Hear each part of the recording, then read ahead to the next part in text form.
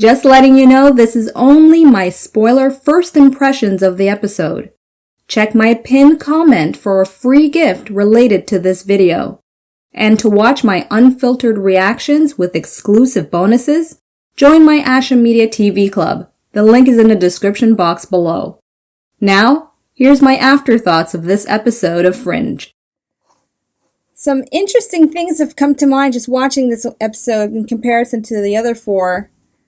I'm sure there were clues there. I almost feel like they designed this episode for viewers who are tuning in to Fringe for the first time and may need somewhat of a recap what's going on, and viewers like myself that needs, time to pick up on very obvious and not so obvious clues, depending on the type of viewer you are. With my, I don't know, some stuff I pay attention to, some stuff I don't.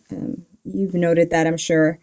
All right, so one thing that is very clear in this episode is that I have to now keep in mind that if they erased Peter, that means seasons 1, 2, and 3 changes up for whatever Peter was involved in.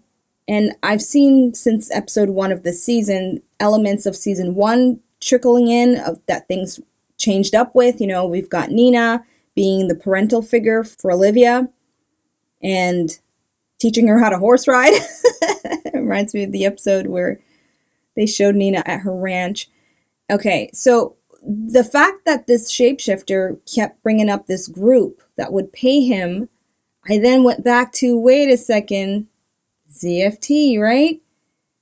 We had that group in season 1 that was involved with all kinds of stuff, and Peter joined in. I mean, that's why he was recruited, to help out with what was going on with the pattern. Well, more or less, no. He was recruited to get Walter out, because Walter had to answer. You know what I mean? He was involved. That's the beginning stages of the Fringe series. So I have to now consider, oh my goodness, are they going to just now do a whole different deviation of that kind of group? Just maybe they're going to name themselves differently, just to kind of change things up. And this is where it puts you, or me, the viewer, in that position to now, wow, that's really genius. They've made a season where not only your knowledge and understanding of the previous seasons is almost like a prerequisite. So I'm just thinking at that time, if you tuned into season 4, I mean, I don't know who would tune in. I can't do that. Like some people, I guess, can. They just can tune into a season and then go back and rewatch the previous seasons afterwards. I can't do that. That's just weird. But I guess it depends how you view spoiler. Anyway, but the point is, it gets you to be like, okay, well, why is this happening?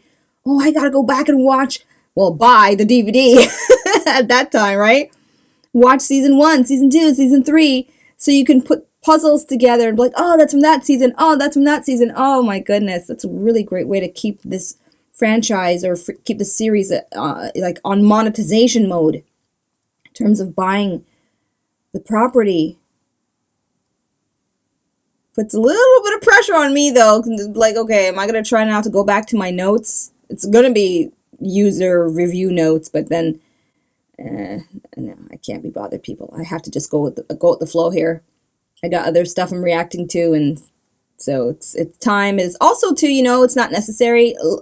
If anything, I'm just gonna take it as, okay, whatever I end up remembering, that's great, and whatever I don't, and trust as well. You as viewers, you will guide where you can, where you feel comfortable without ruining my experience.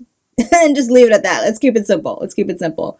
But now it's something in the back of my mind. I'm going to make an active effort to keep, so like for instance, William Bell, if all the other seasons he wasn't dead, I don't think he's dead in this one, right? If it was implied he's kind of not around, I believe now he may actually be around. So that's number one. Then the ZFT group and, oh God. Dude. Harris. I don't remember his character's name. I'm sorry. I should. But okay, the leader. Huh? But I don't know if at that time he would have been. They may use a different actor because anyway, because he could have been on other stuff.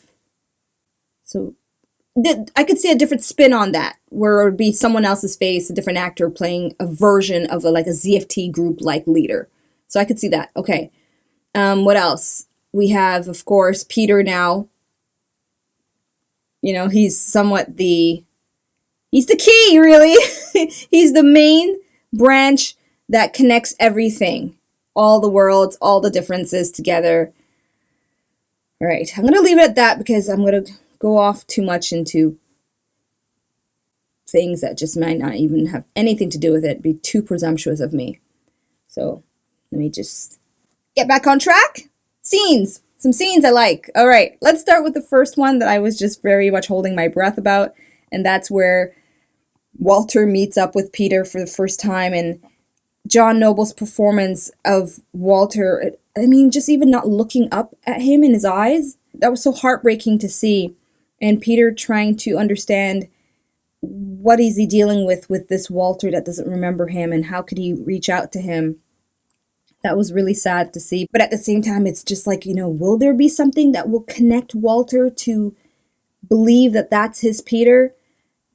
And it seems at the moment that's not the case. But with this show and how they've shown their bond as son and father, I think it'll be something that Walter experiences with this Peter that they'll show me that will convince Walter, okay, I think this could be my son.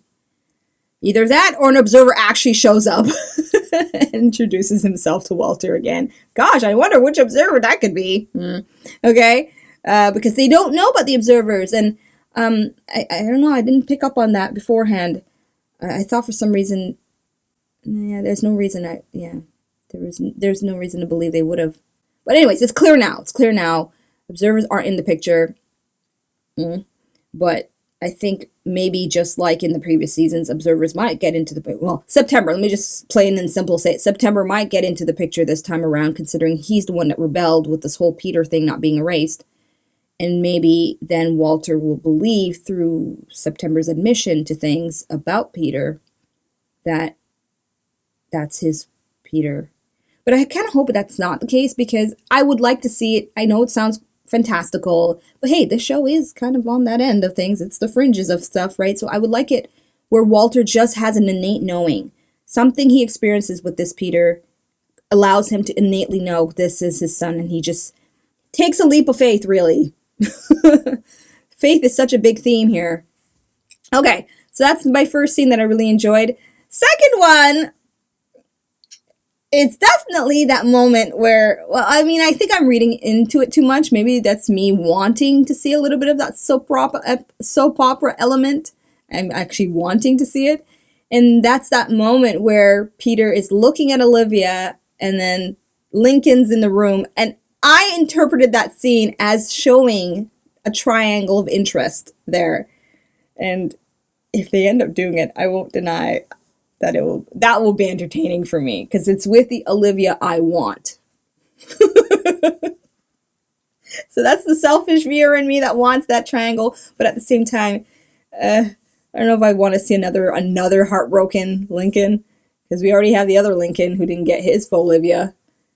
So, but then again, they showed this Lincoln Lee not all that interested when we have Olivia kind of trying to, I guess, reach out to him. Not like she was chasing him or something. It was just like, I'm just going off in the line where she's trying to keep herself open to other options of other men in her life, not knowing about Peter being her true love. But I guess they won't make it a reciprocal thing, which is fine. But I still don't mind if they do try something. Okay. There was another scene. Yes, the scene where, I'm sorry, maybe it's me just overly thinking things, but it seemed very much a setup when Peter was detailing to what degree a shapeshifter cannot be noticeable or detectable. I take it as a setup for a premise of a shapeshifter taking on the form of somebody in their social circle that they won't know about. That's been seen before, I mean, in other stuff, right? So maybe that's why I'm seeing it that way. And that will be freaky deaky, because nothing you can take for granted in this show. I've been definitely reminded and told that over and over again. Not just with this show, with The Expanse when I watched it. Almost every show, you can't take everything for granted. Almost every show. But in this case, why would you make it where you have these particular beings that can take on any form, that can fool people? I mean, in this episode now, it's established the serum works. Unless you're going to then create this whole cat and mouse with who's who and, oh gosh, who are they going to try to impersonate? I mean, I'm thinking of that senator guy, right? Was he a senator? The shapeshifter from season 3, the one with the wife. I think he was a senator. But right, he infiltrated the government. So why couldn't this shapeshifter now take on some form where they're going to have to figure out who's who?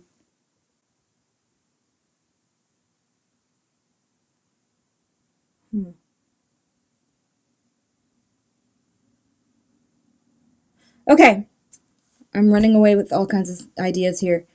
Let's see, what else was really fun? I mean, just the interaction as well with Dr. Truss and the shapeshifter, and how in the end brings back the whole notion of playing God. And yeah, I mean, using that line, I mean, that's where I remember it from. I could be wrong, I'll let you correct me, but I could have sworn that Walter's assistant had told him that when he was attempting to try to set up everything to go back and get Peter. I could have sworn she said that, but I'm not going to look for it, so I'm sure you can go and tell me.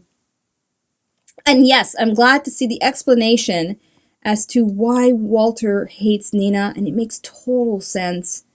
I mean, you can say that, why didn't he feel that resentment, in the previous verse, right?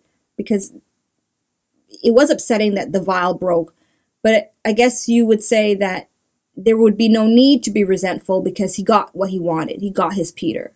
So in this case, because Peter died anyway, and the vial broke accidentally, I now can definitely buy where, with all that anger, you would hold such resentment to the person that kind of was the precipitating factor before all that happened. Interesting that maybe at this point, 25 years later, he finally tells her that, though. Makes you wonder what happened in between that time that didn't give him that opportunity, aside from just giving it to me as a viewer to watch. Oh, wow. Anyways, fantastic episode. Excellent. It's very rewatchable for the Peter scenes more than anything. Having Peter be Peter that we know, resourceful, intelligent as always, quick on his feet, confident, and also becoming an asset to them immediately. They need his knowledge set. And him knowing all this information just really puts him into such an interesting position to somewhat be the parallel factor for us as viewers who've been watching since day one. So through him, we're like, yeah, whenever he brings up this and brings up that and tries to connect this and connect that with Walter and Olivia and maybe respectively Astrid at some point, Broyles maybe. That's really interesting. And it's just like this whole quasi reset of stuff allows them to, it's like it almost allows the showrunners at this point to not do better. That's not what, because what they've done is good and great. I guess you would say just maybe give viewers an alternate version of things stemming from season 1 onwards that very few shows could get away with without just doing like your standard typical, back, what do you call there? Time travel. Because I understand viewers that could see it as almost a cop-out, that they would have to use the reset of time to do things differently for a show. But this is fitting from the very beginning. So this is a show that, in my opinion, at this moment in time, can get away with it because it's the building blocks anyway. Whereas, other TV shows that might change up time or change up universes just to change up characters in order to change up narrative. I'm thinking a little along the lines of some of the mainstream shows right now, but when it comes to that, it's a separate subject matter because there's the source material to contend with that and yada yada yada. I'm thinking MCU stuff more than anything. All right. Back to Fringe here. So those are some key scenes I enjoyed.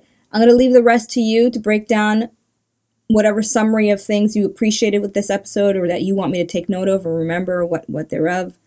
Just, again, be mindful not to be too hinting of things ahead and just use what's already established in this episode primarily for me to work from. I know it's easier said than done, and it's a challenge for some of you when you're writing out. So how I see it is if it's going to be a challenge to try to write it out, just don't write it at all. Just don't write it at all. I think that's fair. All right? And let me just continue on with the ride and appreciate whatever feedback that is non-spoiler in nature I end up reading. So there you have it, officially. Those are my afterthoughts of episode 5, Novation. Share your comments, and if you want early access to my reactions, uncut, unfiltered, with extra bonuses for club members only, details on joining Asha Media TV Club is in the description box below for you. Therefore, in the meantime, you know the drill.